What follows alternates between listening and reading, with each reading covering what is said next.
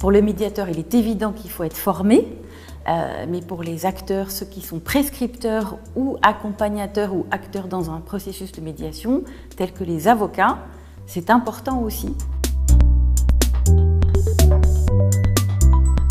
Les avocats ont un rôle très important en médiation et positif. La juste posture de l'avocat qui accompagne son client dans la médiation, c'est déterminant du succès.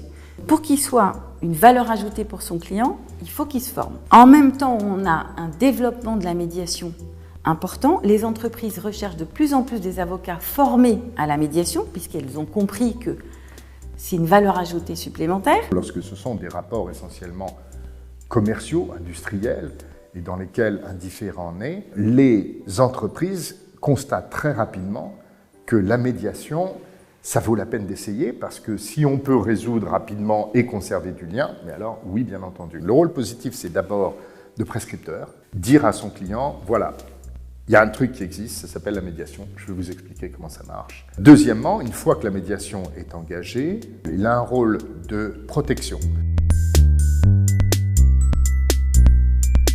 C'est lui qui assiste son client, c'est lui qui l'assiste pour s'assurer que ses intérêts au plan juridique, dans le cadre de la médiation, restent préservés. Il a aussi un rôle, et c'est une chance de voir que dans la plupart des cas, les avocats aussi participent activement à la médiation en jouant le jeu de la médiation.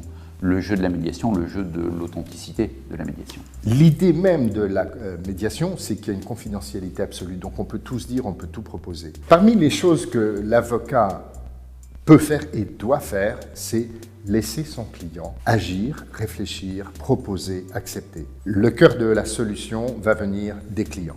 Pourquoi? Parce qu'il ne raisonne pas juridique, il raisonne économique, il raisonne lien.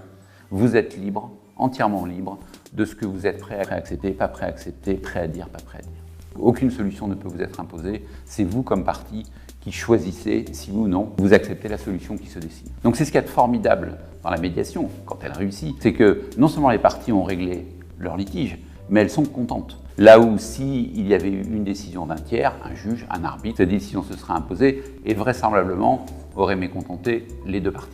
Pourquoi est-ce que ça ne devrait pas être une obligation déontologique de l'avocat de dire à son client, avant d'aller plus loin, il faut que je vous parle de la médiation.